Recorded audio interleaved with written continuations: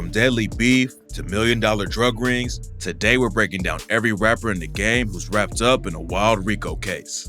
Young Thug, Gunna, and the rest of the YSL crew getting hit with the RICO last year shocked everyone.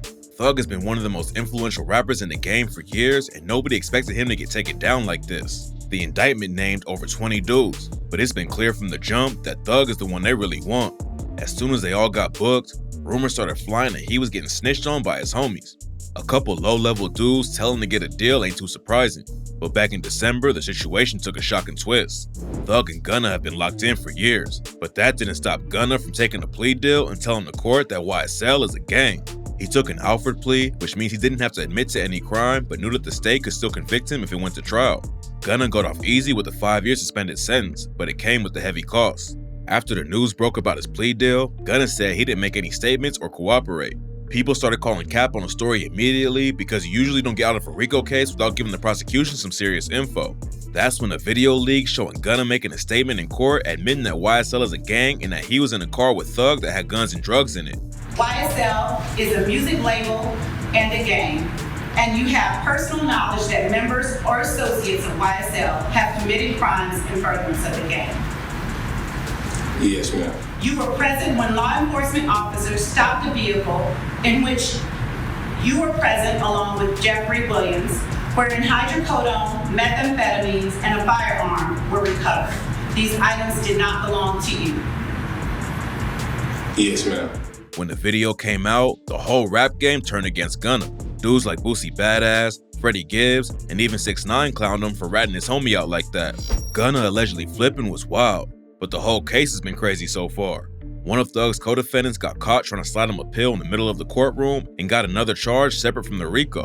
Then one of the YSL defense lawyers was arrested in court for bringing in a bottle of prescription pills. He tried to toss his phone to another lawyer when the cops were cuffing him, but he ended up hitting the cop with it and got charged with battery too. You know it's gonna be a crazy trial when even the lawyers are getting arrested, but that's nothing compared to what happened next. Another state defense attorney working on the case says that she's thinking about starting an OnlyFans account to help pay her bills. According to her, this case is slated to last for about a year, and if you were to do the math, it would be $6 an hour. I can't take any new cases. I can't close any cases. I need something to survive off of. And once they put those walls up, I'm thinking maybe I need to start an OnlyFans? Getting paid around $6 an hour for one of the biggest cases in the state is crazy, but that's definitely not the last shocking thing to come out of the YSL situation. The jury selection is still going on for Thug's case, and last week, one of the potential jurors was held in contempt of court after she called the judge a bitch. And while all the drama's been entertaining, it's still a very serious situation for young Thug. Last month, his lawyer broke the news that Thug has been barely surviving on chocolate and chips behind bars. He doesn't have any sunlight, outdoor areas, or a place to exercise, and Thug has to wake up at 4 in the morning to make it to court, then doesn't get back to his cell until late at night. He's been denied bond 3 times already. But a couple weeks ago, he filed a 4th motion to be let out, and his lawyer brought up all the conditions he's dealing with. Nobody knows when the trial will finally start, but it's guaranteed to be insane. You never know what's gonna happen next in this case, so tap in for updates. The YSL RICO is huge right now, but this next rapper almost beat a murder charge right before getting hit with his own RICO case. Bronx drill is one of the most violent and crazy scenes in rap right now. Damn near every artist is deep in the trenches, and the music coming out of there is like Chicago drill, but more shocking and disrespectful. K-Flock took over the Bronx drill wave in 2020 and helped push it to the mainstream when he linked up with Lil TJ and Fabio Foreign. Most drill rappers don't get a lot of attention outside their city, but Flock had potential to actually hit the mainstream and make it out. K-Flock wasn't just a rapper buzzing in the industry.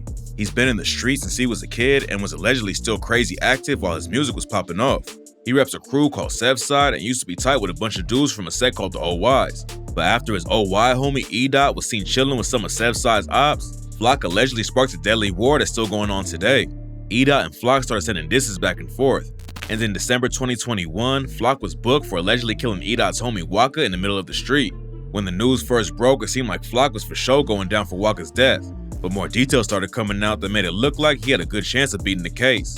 He even told people he'd be back home in March. Wipe the nose of his money, man. I'll be back real soon. 2023 March, you heard like. But then the feds came down hard and hit Sevside and Third Side with a RICO indictment. According to the indictment, Sev and Third Side terrorized the Bronx and turned the whole area into a war zone between 2019 and 2022. Flock's lawyer says they only hit him with the RICO because they knew the murder case against him was weak and they really wanted him off the streets. Flock went from thinking he'd be home this year to facing the death penalty in a RICO case. But right now, nobody knows how it'll play out. It's obvious they don't want Flock out on the streets though. And now that he's on a case with 7 other dudes, there's a good chance at least one of them will snitch on Flock for a lighter sentence. K-Flock ain't the only New York rapper facing a RICO case though. And this next rapper could end up getting hit with a 60-year sentence for allegedly being one of the top members of a brutal set of the Bloods. Casanova's lived a wild life in the streets of New York and even met A$AP Rocky when they were both locked up on Rikers Island back in the day. When he decided to hop in the booth, people immediately connected to his raw style and bars about what it's really like in the trenches. It didn't take long for the industry to take notice, and in 2016, he signed a deal with Warehouse Music Group under Jay-Z's Roc Nation label. But instead of leaving the streets in the past, Cass stayed active and got hit with a RICO charge in 2020. Cass reps a blood set called the Untouchable Gorilla Stone Nation Gang, and the prosecutors say he uses rap money to benefit the crew. At first, Casanova told fans that he was just innocent and the state was just using his past against him. I'm innocent, that's one. 2, I've been fighting my whole life, so I'll get through this. Just understand how they can get you jammed up. You don't know nobody, you ain't got nothing to do with nothing, they still get you jammed up. But then he ended up pleading guilty to racketeering and narcotics conspiracy charges. Taking a plea was probably the best move he could make, because it turns out that the prosecution has some pretty strong evidence against him. Someone involved with the case flipped and told the cops about Casanova accidentally letting a shot off at a poker game. And another witness said they saw Cass bringing in shipments of large quantities of marijuana. Casanova said all the claims were true. Plus, he admitted to a robbery from 2018 where a woman was recording him at a restaurant and another Gorilla Stone member choked her out. Cass took her phone too, but he told the judge that he actually picked the woman up off the floor and gave her the phone back. The prosecution tried to paint Casanova as a dangerous criminal who could crash out at any time and said he was an active, hands-on participant in the gang's senseless violence. Cass and his team try to convince everyone that he's not the person the prosecutors say he is, but it'll be a while before we know if the judge agrees or not. Casanova's sentencing keeps getting pushed back, but now he's scheduled to be in court on June 27th. One of his co-defendants got hit with a 20-year sentence in August, but Casanova's facing even more time. If the judge decides Casanova is really as dangerous as the prosecution says, he could hit him with a 60-year sentence. Hopefully that's not how it goes down though. Cass already admitted that he's on suicide watch and has attempted it a couple times when he was a teenager. No matter what happens in his case, hopefully Cass gets the help he needs to deal with all the stress weighing on him right now. Casanova went down right when it looked like his career was going to hit a new level. But this next rapper went from making certified diamond hits to facing life in prison. Fetty Wap went diamond and earned 2 Grammy nominations for his massive hit Trap Queen. He had a few more hits in the mid-2010s, but he couldn't keep the momentum up and jumped straight into the streets to keep his pockets full. Even though his career wasn't popping off like back in the day, Fetty was still booking shows. He had a spot in the lineup for Rollin' Loud New York in 2021, but before he took the stage, the police booked him and 5 other dudes in a RICO case for running a massive drug ring. During the raid, the cops found cocaine, heroin, fentanyl pills, and 5 guns. According to the police, Fetty was a kilogram-level seller and wasn't the one actually running everything. What's wild about the case is that one of the other dudes who got taken down was a corrections officer named Anthony Sintye. Sintye was booked on a different trafficking case back in 2020 but was released on bond. Then a year later, he got taken down again with Fetty Wap and the others. Rumors say that Sintye's been working with the feds ever since he was arrested in 2020, and that he's the one who gave the cops info on Fetty and the rest of the crew. Fetty got out of jail on a $500K bond a month after the takedown. He was facing life in prison because of how much weight their crew was moving. Then last year, the situation got even worse for him. Even though he was wrapped in a RICO case, Fetty couldn't lay low for a bit and allegedly pulled out a gun and threatened to kill a dude on FaceTime. Somebody recorded the call and sent it to the feds, so Fetty's bond was revoked and he's been behind bars ever since. At first, he pleaded not guilty to all of the charges, but in August he changed his mind and pleaded guilty. He's still facing a minimum of 5 years in prison, but 5 years is nothing compared to a life sentence he could have been hit with if he took the case to trial. His sentencing was supposed to go down in March, but apparently it was delayed, so tap in for updates when the news breaks. Young Thug's RICO case is making all the headlines right now, but he probably would have never been locked up if he didn't get involved in the deadly war with this next artist. YFN Lucci is a rapper from Atlanta that almost linked up with Young Thug and his YSL crew. They had a lot of mutual friends in the industry and could have put on for the city together. But in 2015, a shocking death rocked the city and sparked a wild beef between their crews. The alleged claims are that Thug and YSL killed Lucci's homie Big Nut, and after that, everyone in Atlanta had to pick a side. The beef caused a huge wave of violence in the city, but Lucci ended up getting hit with the murder charge for something totally different. In 2021, he was booked for sliding into op territory with other YFN affiliates and letting off shots at them. Lucci was allegedly driving the whip, and the ops fired back and killed his homie James Adams. That's when they say Lucci and the other dudes in the car pushed James out and left him dead in the street. He got out on house arrest, but then the situation got way worse for Lucci. A couple of months later, he was tied to a 105-count RICO case that claims he linked up with a rapper named CP3 to bring a bunch of blood sets together and run the streets. Facing a murder case on top of the RICO was bad enough, but Lucci was almost stabbed to death in jail before his trial even started. When Lucci got locked up for the second time, YSL affiliates allegedly caught him lacking in jail and stabbed him. It's rumored a dude named J-Man is allegedly one of the guys who attacked him, and the prosecutors in Thug's case say that his homies Big Briss and Antonio Sumlin asked Thug for the green light to take Lucci out. Thug has a lot of people allegedly flipping on him right now, and in December, rumors started flying that Lucci was going to be a witness in his trial too. People started dragging him for working with the feds, but his lawyer jumped in to squash the rumors and said Lucci isn't going to testify. Lucci's trial was supposed to start around the same time as Thug's, but now it looks like he won't go to court until the YSL trial is over. Their cases are closely tied to each other, and the prosecutors in Thug's trial are even using lyrics where he allegedly bragged about getting Lucci's mom's house shot up. In 2016, her house got hit up twice in the same week, but luckily nobody was seriously hurt. After it went down, Thug dropped the track Bad Boy and said, "I shot at his mommy, now he no longer mentioned me. You say you want smoke, and I've been coming down the chimney. You gotta barbecue your I'm so fried and they crispy. I had on Margellas when I shot at the act like you want war and they're gonna smoke you like a blunt." It might be more than a year before Thug's trial is over, but you never know what'll happen in these wild cases, so tap in for updates while they develop. Hood Rich Pablo Juan knew all the major rappers in Atlanta before he ever hopped in the booth. He came up moving weight in the streets and was the plug for a lot of artists. But back then, he was making so much money in the trenches that he never even thought about getting into the industry. But after the cops allegedly kicked Pablo's door down and robbed him, he decided to switch up how he moved and listen to everyone who told him he should rap. He went on a crazy mixtape run and ended up signing with Gucci Mane, but the momentum didn't last and he ended up right back in the streets. It's not clear exactly how everything went down, but in 2020 the news broke that he was involved with a RICO case.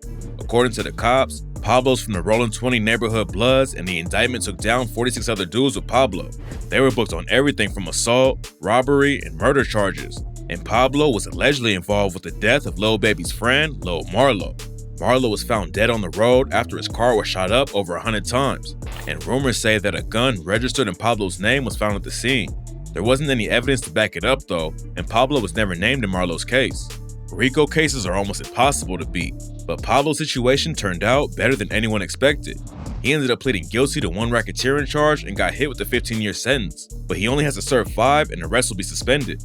Plus, the judge gave him time served, so if Pablo keeps his head down and stays out of trouble, he could come back home within a couple of years. Pablo's case worked out pretty well for him, but this next rapper could end up spending decades behind bars after pleading guilty in a crazy RICO case. Sue Surf came up in Jersey banging a Rolling 60s CRIP set called the Silverback Gorillas and went to jail for the first time at 18. After some OGs inside said he should take music seriously and leave the streets behind, Surf got out and jumped straight into the battle rap scene. He started competing in the Ultimate Rap Battle League and gained respect from everyone in the industry from the jump because he almost never lost. Surf took it even further and started dropping his own projects and touring with Joe Budden. But at the same time, he was still deep in the trenches and caught a murder charge in 2017. Surf allegedly shot at a Rollin' 47 neighborhood CRIP after his homie got hit up, but he ended up beating the charge and got out in 2018. He barely survived a shooting that left him with 37 stitches right after he came home, and then in 2019 he caught another gun charge and went back to jail. After that case, he stayed out of jail for a few years, but in October 2022, he tweeted that he would probably never see a stage again. Nobody knew what was going on, but a week later, the feds ran down on him at his house and Surf tried to escape out the back door. The cops had him surrounded though, so Surf and the woman who was with him went back inside and had a standoff with the police. A crisis team had to come through and sort things out, and luckily Surf surrendered before anything serious went down. He was booked with 9 other SBG affiliates who were accused of murder, robbery, and selling drugs, and Surf allegedly used IG to set up the deals. He pleaded not guilty to everything at first and was going to take it to trial, but then rumors started flying that his OG had flipped and was snitching on Surf. It's not clear if the rumors were true, but in April, Surf ended up pleading guilty to racketeering conspiracy and possessing firearms and ammunition as a felon. He hasn't been sentenced yet, but the racketeering charge could get him 20 years. and the gun charge could cost him 10 years in prison if he's given the maximum time.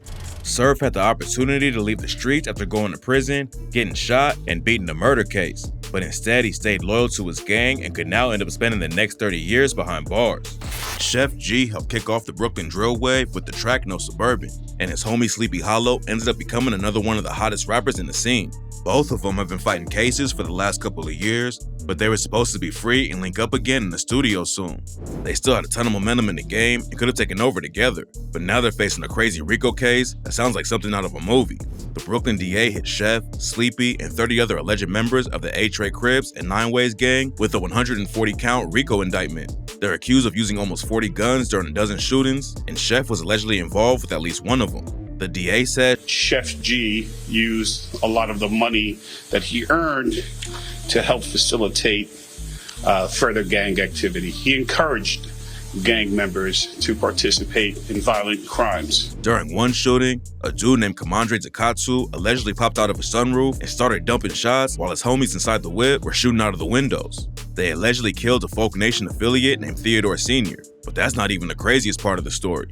According to the indictment, Chef hosted a dinner party 2 days later with a bunch of A-Tray and 9 Way affiliates, including Sleepy Hollow, to celebrate Senior's death. Him and his sister have both been charged with conspiracy to commit murder.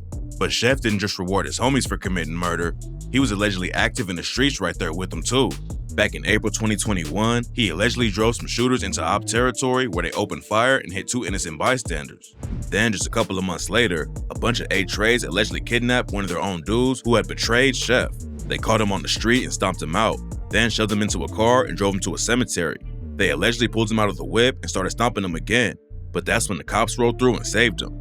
Chef and Sleepy Hollow had the chance to leave the street drama and really blow up in the industry, but now they're facing decades in prison in one of the craziest rap RICO cases yet. More details will be dropping soon, so tap in for updates on the situation.